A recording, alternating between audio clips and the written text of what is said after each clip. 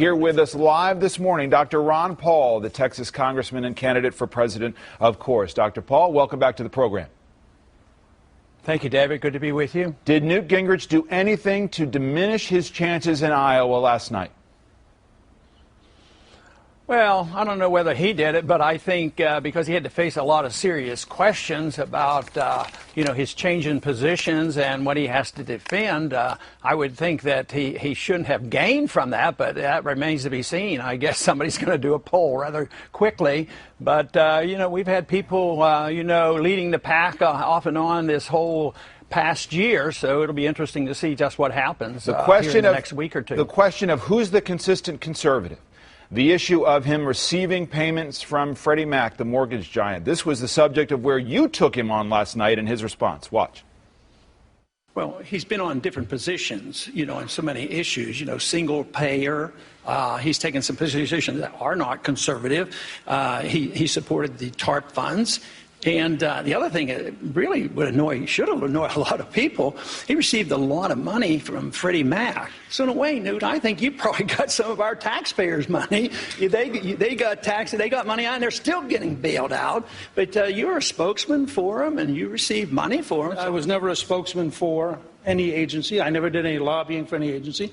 I offered strategic advice. I was in the private sector, and I was doing things in the private sector. Congressman Paul, this week you said that Gingrich should apologize for taking that money. Are you satisfied with how he answered that last night? No, not really, but what can you do in politics? That's the best he could do with it.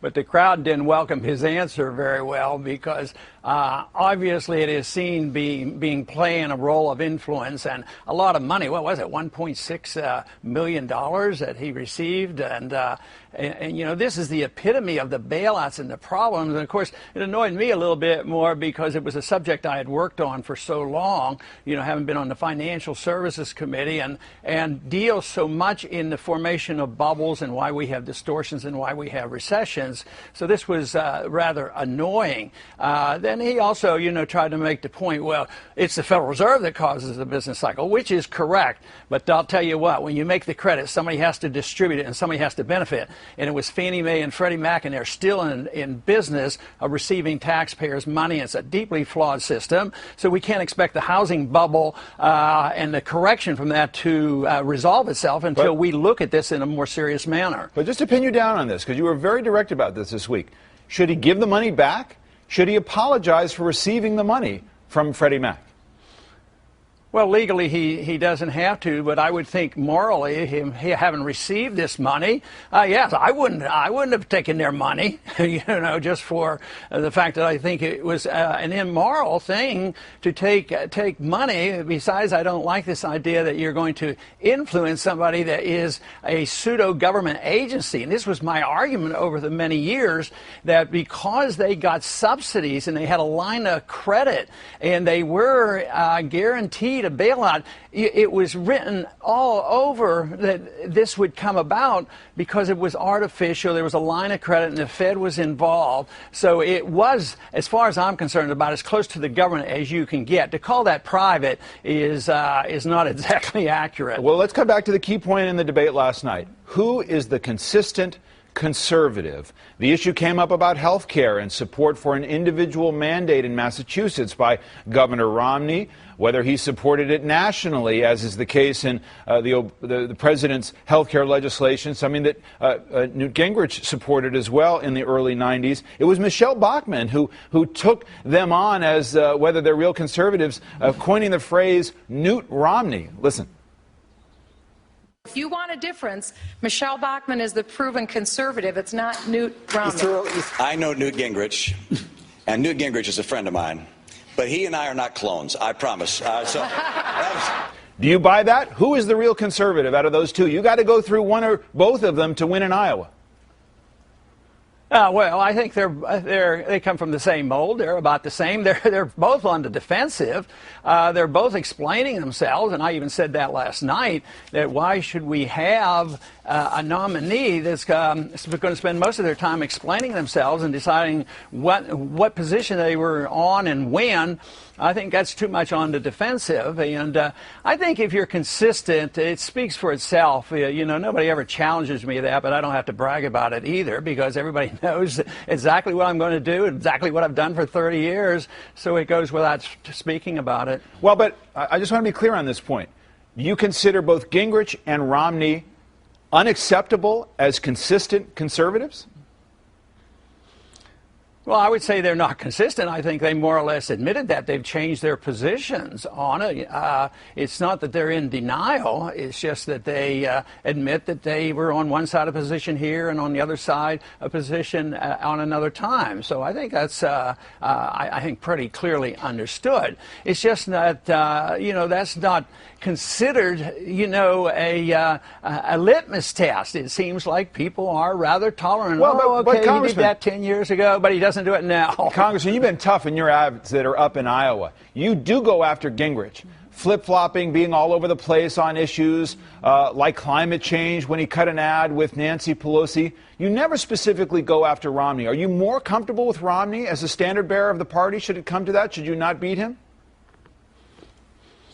Well, I think their philosophies are pretty close, but, you know, I think the answer that were given last night, I think Romney comes back a little more diplomatic. I think that he handles himself a little differently than Newt. And Newt, you know, Newt's living up to this. Matter of fact, he's addressed the subject that he is a very determined person and can rub people the wrong way. I don't think he's saying that he doesn't do that. I think Mitt has a little bit of more diplomatic tone to his voice. So who represents more change? Who represents change in the way that Republican primary voters want?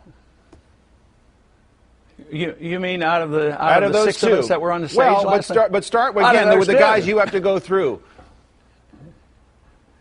Oh, no, I don't think either one of them represents change. Matter of fact, I've always categorized all my opponents as fitting into one category. They more or less support the status quo. I mean, how many of them are challenged to foreign policy? How many challenge, you know, the monetary system? How many people challenge the welfare system? How many want real cuts? Nobody else has offered any real cuts, you know, in spending, and I offer real cuts. So I would say they're all a variation of defending the status quo. And I think that's why there's so much frustration and people are hopping around. They're looking for somebody, and I think, quite frankly, that might be the reason we're going up in the polls. And, you know, we still have a few weeks to go, so we'll have to wait and see what happens. Let me ask you about foreign policy since you raised it. Last night it was Gingrich who first made news on Saturday by saying the Palestinians were, in his words, an invented people. And he defended that last night, saying that there are major elements of the Palestinian leadership that are committed to Israel's destruction. And he added this. Somebody ought to have the courage to tell the truth. These people are terrorists. They teach terrorism in their schools. They have textbooks that say if there are 13 Jews and 9 Jews are killed, how many Jews are left? We pay for those textbooks through our aid money. It's fundamentally time for somebody to have the guts to stand up and say, enough lying about the Middle East. Is that courage? Is that speaking the truth? Or is that pandering to evangelical Christians in Iowa?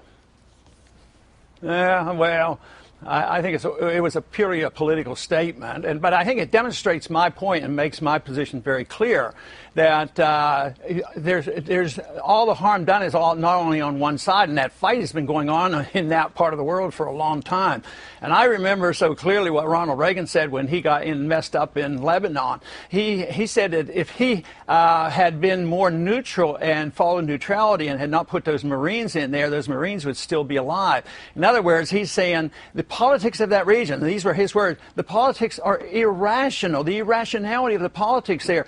And that's why I think it's such a wise thing to do to follow our founders and not pretend that we know who the bad people are and who's saying the bad things, and one side is perfectly pure and the other side are only the terrorists. There's a lot of people die over there, and a lot of people die on both sides, and I don't think we have the wisdom to sort that out, nor do we have the authority to sort that out and put our will. I think that region should be determined by the individuals there. I don't think that Israel should ever sacrifice their sovereignty to us. And I think that's what they have done. They can't do much. They can't defend their borders or design their peace treaties without getting permission from us. And I think we should defend the sovereignty of Israel and not confuse things and make things worse by demagoguing it and saying exactly who is to blame and who isn't to blame. Before you go, Congressman, let me ask you about the strength of your following. Mitt Romney acknowledged it last night, saying everywhere he goes in Iowa, your supporters are there, and he respects that. If you don't prevail in Iowa or don't prevail to get the nomination, will you endorse? Oh, I have no idea. I'll wait and see about that. It depends on how the platform works out. And, you know, I was bragging a little bit last night when they asked us about our opponents up there, and I was very pleased that some of them are starting to use a little bit of the language that I use. So we'll wait and see how things go. And since they are willing to change their positions and have in the past, so I'll keep my fingers crossed and see what happens. But my main goal is to look to January 3rd and January 10th, and we're doing well. And so it's premature for me to be talking about what I'm going to do after January 10th until we find out exactly how this plays out. You have endorsed in the past a libertarian candidate, somebody outside the two-party system. Are you ruling out a third-party run at any point? I have no plans to do that. Are you ruling it out?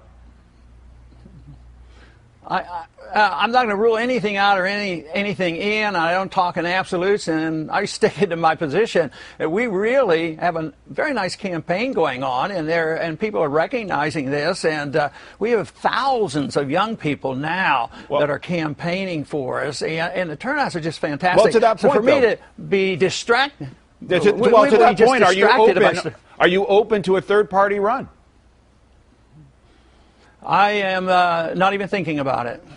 But you won't rule it out completely? Because I have enough on my plate right now. I mean, we have a lot of campaigning to do, and we're going to be very, very busy in these next couple of weeks. That is what I'm concentrating on, and we're going to see what happens. All right, Congressman Paul, we will be following the debate very closely. Thank you so much.